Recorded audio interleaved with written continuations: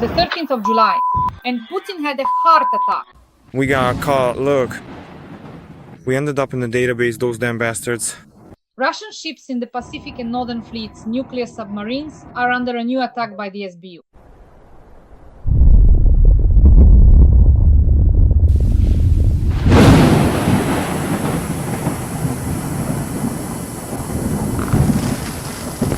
Iskander ballistic missile launchers have been blown up. Military airfields with strategic nuclear aviation are burning.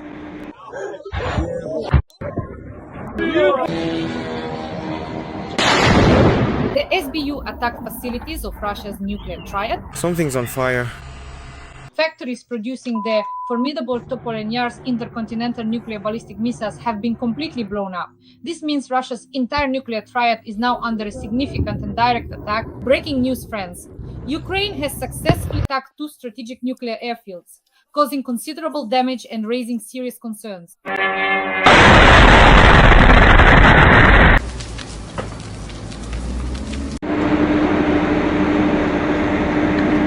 These are where the strategic nuclear bombers, Engels and Diaghilevo, are located. They didn't just hit, they scored direct hits.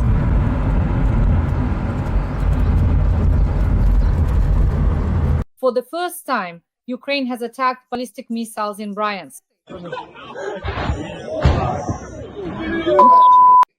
They're detonating. In short, that's where the sheds are burning. Everything is on fire. Clearly, a lot is going to burn there. It looks like the fire trucks haven't arrived yet. I wish they'd get here soon. This was a powerful special operation by the Security Service of Ukraine and other Ukrainian special services. These were the command posts of Iskander ballistic missiles in the Bryansk region.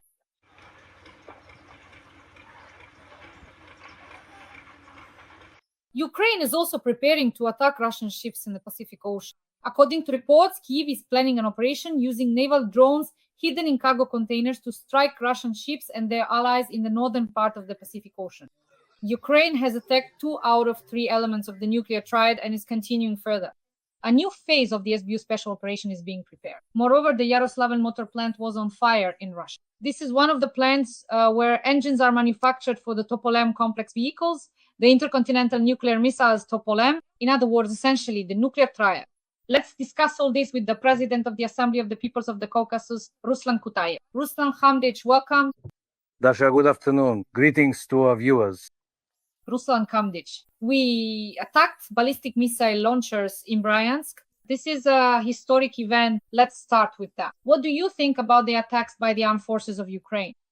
Well, this is a logical continuation of Ukraine's actions. Ukraine is starting to act further, deeper, and the vast expanse of Russian military, let's say, industry has a great many enterprises of various types on its territory, warehouses, there are military units. And as we can see, Ukrainian special services are demonstrating, first of all, that they know where everything is located.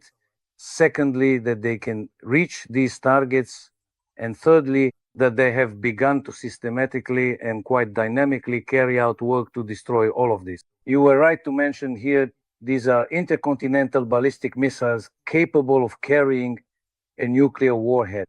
These missiles are also being destroyed. And here, I think it's worth mentioning to our viewers that yesterday, when Russia was actually preparing to retaliate against Ukraine with a heavy, powerful strike, Ukrainian intelligence detected the activity of these very Iskander launchers.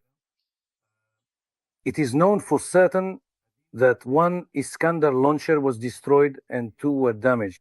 So these 6 missiles, which were in fact presumably aimed at some important administrative buildings in Kyiv, were destroyed. Essentially, the beginning of Putin's insidious plan was thwarted right from the start. And of course, immediately after that significant event, they completely lost the crucial momentum that could have genuinely inspired the Russian orcs, as well as Vladimir Putin himself and his closest inner circle of advisors and confidantes. So, look, what's interesting here is that with every passing hour, Ukrainian special services are behaving more and more actively.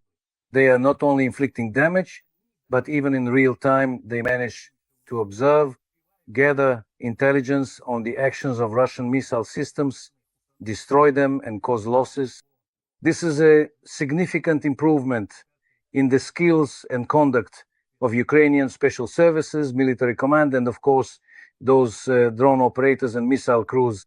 All of them are acting very successfully and skillfully, destroying Russian installations and Russia's military-industrial complex throughout the entire territory of Russia. Operation Web continues. The SBU attacked 2 airfields, Engels and Dyagilevo, that is 2 bases for Russia's strategic aviation, as well as an oil depot that supplies fuel to Russia's strategic nuclear aviation. At least 3 storage tanks are currently burning at the Kombinat Kristal oil product storage facility of the Russian State Reserve. In other words, we continue to attack the bases of strategic nuclear aviation. Operation Web is ongoing. A Mi-8 helicopter was destroyed, and a Mi-35 was damaged as a result of drone attacks, including at Bryansk airport last night. Ruslan Kutaev, the floor is yours.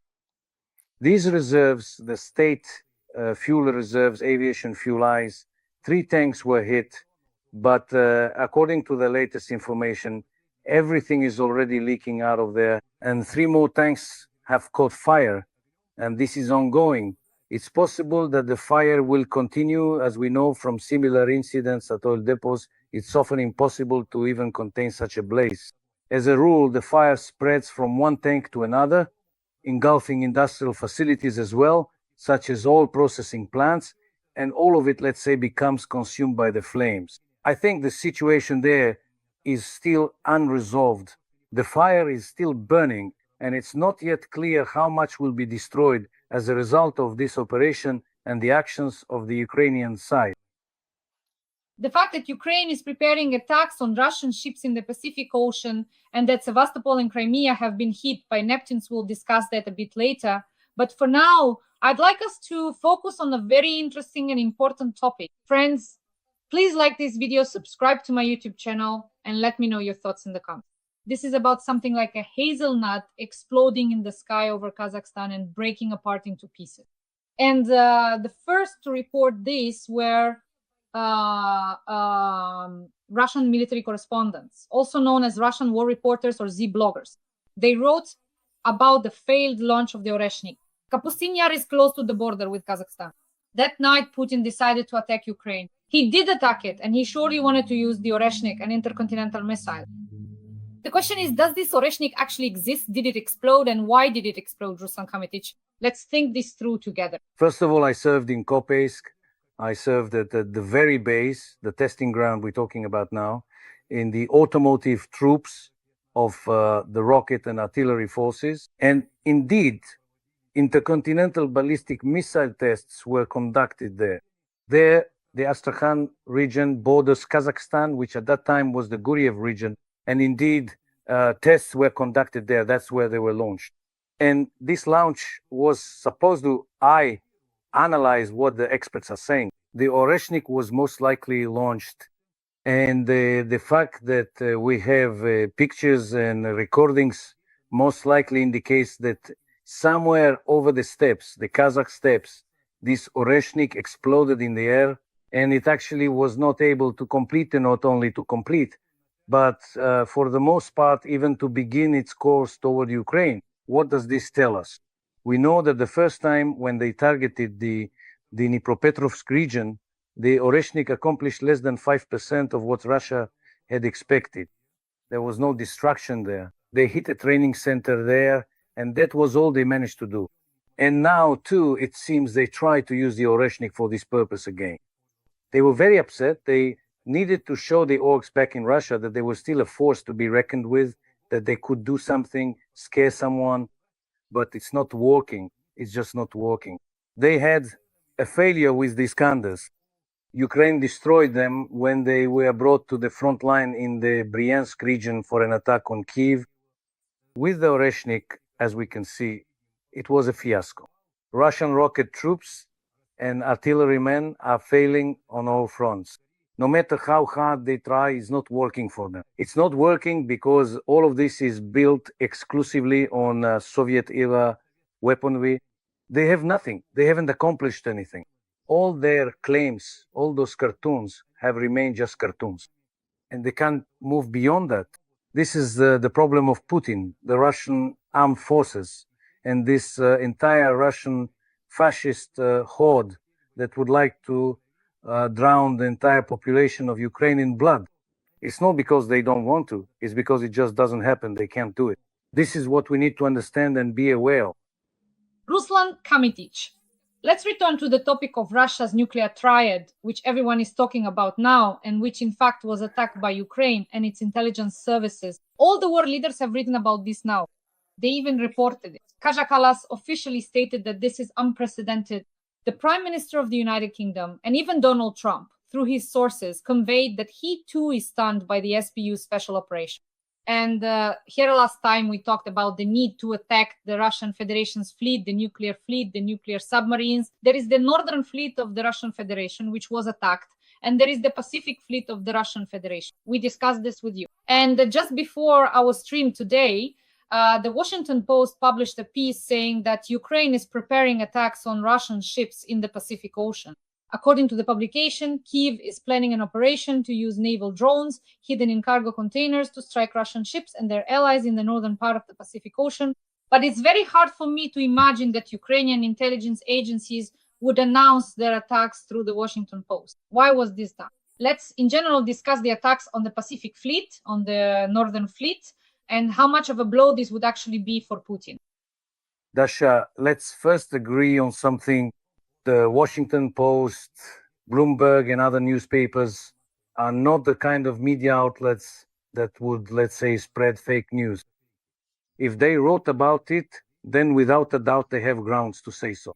First. Second, if the Ukrainian intelligence services, armed forces, and political leadership did not prohibit this from being published, it means they have sufficient grounds to believe that this operation is under extremely tight security, and that they are confident that regardless of the fact that it has been made public, they will be able to carry this operation through to the end. Third, and this is very important, the Pacific Fleet, as we understand, North Korea is now responding, and Shoigu is currently in North Korea. Russia is demanding soldiers, and North Korea is supplying ammunition, weapons, and sending people. And now it is very important if Ukraine really does this, and I am convinced that they will be able to do it, and they reach Vladivostok, Khabarovsk, the Far East, and if they even slightly manage to hit some ships, some movements, tankers, cargo, in this case, Russia will not just be put in an uncomfortable position. Russia will be in a state of, crisis, because that is the area where practically all those ports are exposed, even the military base, everything that was there in terms of air defense and missile defense has been moved here closer to the front, to Moscow, and away from there. If such a threat arises now, if suddenly drones start flying, and they will then, in that case, they'll have to pull something away from there, from the front, from here, from the center, and bam, transfer it over there. To the Far East, that's bad news for Russia. How are they going to compensate for that? It's impossible to predict, because openly China can't provide them with missile defense or air defense systems. North Korea doesn't have the means to protect against such weapons. Russia itself either doesn't produce this at all, or if it does, it only makes 1 or 2 units a year. There are no spare parts. They don't have the machinery needed to manufacture such complex military equipment as missile defense and air defense systems. So, to be honest, these are extremely serious problems. But we even talked about it here, that these problems would arise. We said that Ukraine is developing its technological capabilities. Germany.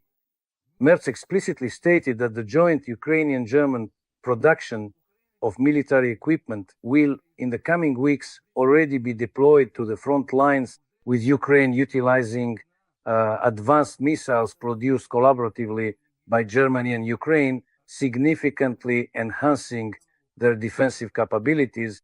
These are the first fruits, not just of arms and ammunition supplies, but of the work of joint ventures in Ukraine's military-industrial complex with Europeans, with the British, with the Germans, with the Poles.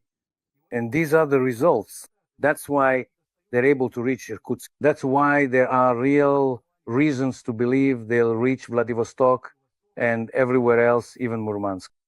So our expectations are not just wishful thinking, our expectations are genuinely high. And all of this together is destroying Russian logistics. Ammunition, weapons, people that can't be brought up to the front in time, they can't even reach the frontline zone, and that's where they're being destroyed. This is how things are working, relationships are improving, and the overall approach to everything is being refined. It's no coincidence that Russian war correspondents are making a fuss. They're saying, for example, about the appointment of Madyar as the commander of drones in Ukraine. What has stirred this cause? A man who was sitting in a trench, as just an ordinary soldier or a sergeant, started out as an operator. What he has achieved. Is something like that even possible in Russia? Never, under any circumstances, would such a rise be possible in Russia because of someone's personal qualities. This is possible in Ukraine, and that's why Ukraine is winning. That's why Ukrainian engineering thought is ahead.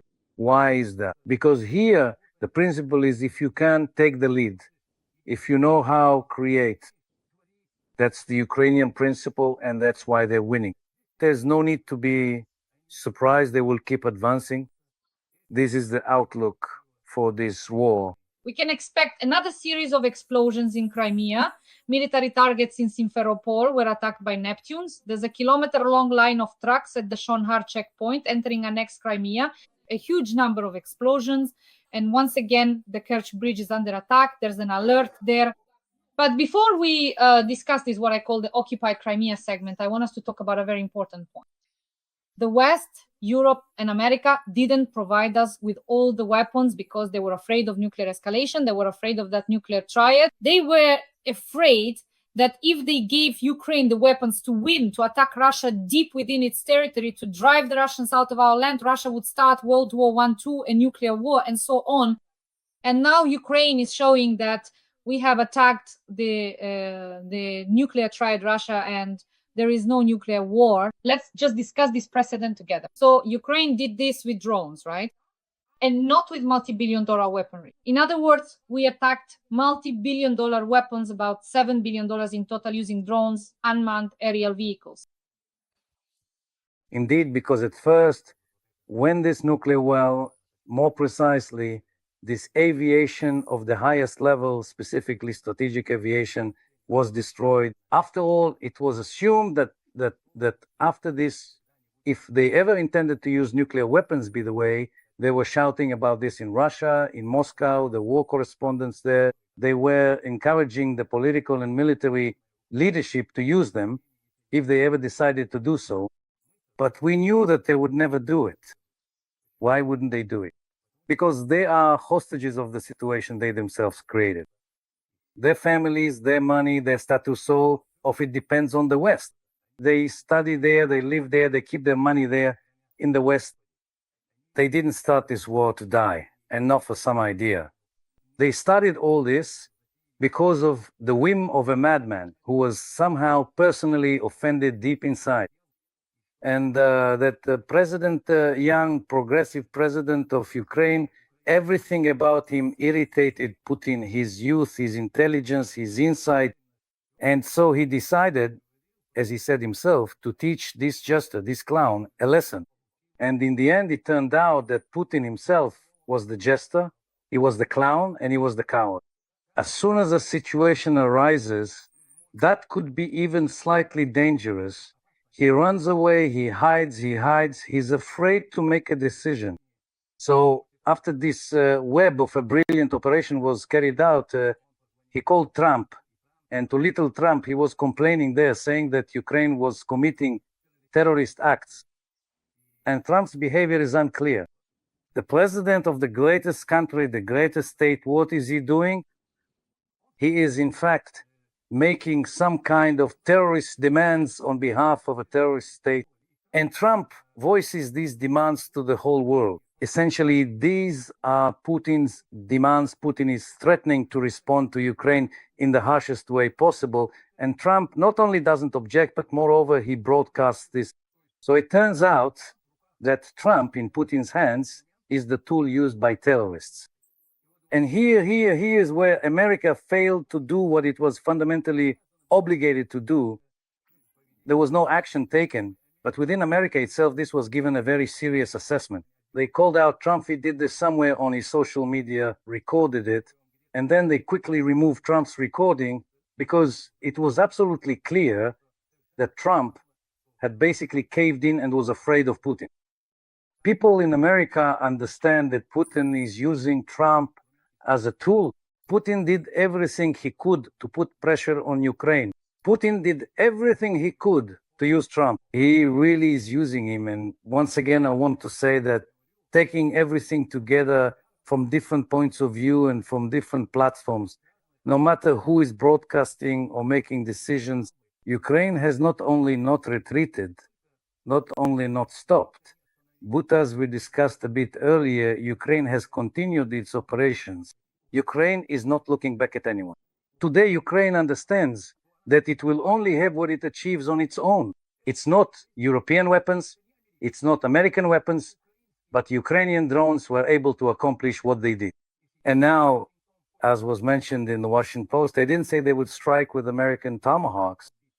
No, what they said was, Ukrainian drones, they will reach Vladivostok and they will attack the Pacific Fleet. This is the character of Ukraine, the character of the Ukrainian military and the Ukrainian president. They don't stop at anything. They keep moving forward. And this is the only thing that can stop Trump, Putin, and everyone else. Ruslan Hamidovich, Russian public pages and media have written that Putin had a heart attack, and that's why he hasn't appeared in public for a long time. I would like you to comment on this. Well, I wouldn't rule it out if someday he does have a heart attack. It's bound to happen eventually, because blow after blow keeps coming at him, one after another. Just look, for example, at the meeting between the Chancellor of Germany and the President of the United States. He arranged this meeting in a very skillful, elegant, and diplomatic way. And what a principled stance the German leader demonstrated. He did not, on any issue, refuse to support Ukraine. He made it clear to Trump that the country that attacked is Russia, and that it is the country that is unequivocally bringing evil. And so when support for Ukraine is coming from all sides, when Ukraine is advancing on the front lines, when Ukrainians are getting stronger, just look at how much effort and money has been poured into Ukrainian society just to find at least 3 people who would crow that Zelensky should be removed or that the war should be stopped. They can't even find 2 or 3 people to support what they've been shouting about for 3.5 years, to get support in Ukraine, in Ukrainian society, among the Ukrainian people. Of course, from this, not only will he have a heart attack, I think soon he'll just completely kick the bucket. And that's why I think others understand these 2 other people, even those close to him. Actually, I think you and I have discussed this before. Right now, most likely there are serious talks about sending Putin into retirement. And in order to keep him from interfering, they're considering someone from among his daughters. There's talk about Ikonova. And that's why I think this is also real and it's also serious. Putin understands he can't win. Putin understands she was hoping that Trump could do something, that he could present Ukraine as a side that has already capitulated. Trump can't do that. He can't, because besides Trump, there's also Congress, there's the US Senate, and in the end, there's the American judiciary. And there are the American people, 67% of whom support Ukraine. And all of this together doesn't even give the Russian political leadership hope that help might come from somewhere else. And that by forcing Ukraine and Europe, which is a close ally of Ukraine, to yield, it would grant Russia victory. Victory Russia cannot win. Russia needs someone to hand them victory. There is no player today who can do that. And that's why we can confidently say Ukraine is moving toward its victory. Ukraine is doing everything to win. And going forward, this will happen much more often and more effectively. And over there, on the Russian side, they know and understand this. Sean Kadagic, analyzing occupied Crimea, we are now carrying out a huge number of special operations, such as at the military airfield and the Kerch Bridge for the 3rd time. And now once again, Neptunes are attacking Crimea. Moreover, according to local social media channels, the entry of trucks onto the Kerch Bridge is closed, and when entering the peninsula via the so-called land corridor through the occupied territories, security forces are searching every truck with a magnifying glass in search of friendly drones. And in general, there is already information circulating that the Kerch Bridge is closed again and is expecting a strike. Air raid alert. What do you think? After the Ukrainian Neptunes, the German Tauruses will follow. I have no doubt about that. They're taking aim. Did you notice? Right now, there's a lot of commotion around the Kerch Bridge, both from the land side, from Crimea, and from Krasnodar, from both sides of the Kerch Bridge, and also by sea. And then there are these maritime drones. Everything is in motion now. They're searching for the most effective way to strike. Strikes with Taurus missiles, the effectiveness of these missiles has long been known worldwide. They will definitely try them out on the Kerch Bridge. In Crimea, they already understand this. They understand why. How do I know this? They're fleeing from their people who came to set up a business. Some were lured in, some came voluntarily, some wanted to live there, some needed to settle down. They realize that you can't build a life there anymore. They understand that the noose is tightening. So what do they want? They want to escape from Crimea. They realize that they could become hostages, not of Ukraine, not hostages of the FSB or NKVD troops who won't let them leave and will hold them hostage, but because there's a danger that through this bottleneck with the Kherson region, the Ukrainian army might and definitely will attack Crimea as well. That's why they will continue trying to keep these residents of Crimea as hostages. That's why everyone understands, and that's why everyone is fleeing. Yes, whether it's freestyle, breaststroke, however you like, just urgently leave Ukrainian Crimea. A brilliant analysis by the President of the Assembly of the Peoples of the Caucasus, Ruslan Kutaev. Dear friends, please like this video and subscribe to my YouTube channel. Write a few kind words in the comments to support Ukraine and the armed forces of Ukraine, because we are working for an audience all over the world so that they know the truth about Russian aggression. That's why every like, every comment, every subscription from you is priceless. Thank you. Ruslan, thank you very much. As always, see you soon. See you soon. Dear friends, support Dasha and her channel. You will hear good news from this channel many more times. All the best. Take care.